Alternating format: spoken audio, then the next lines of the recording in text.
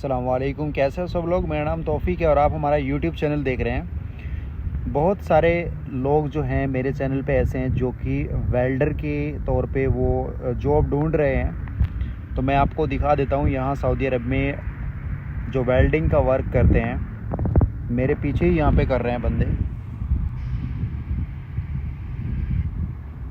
ये देखें, ये कर रहे हैं, यहाँ पे कुछ बना रहे हैं और वो बंदा ऊपर जो है वेल्ड कर रहा है। वैसे तो यहाँ पे ग्राउंड है, ये बच्चे खेलते हैं, यहाँ पे क्रिकेट वगैरह खेलते हैं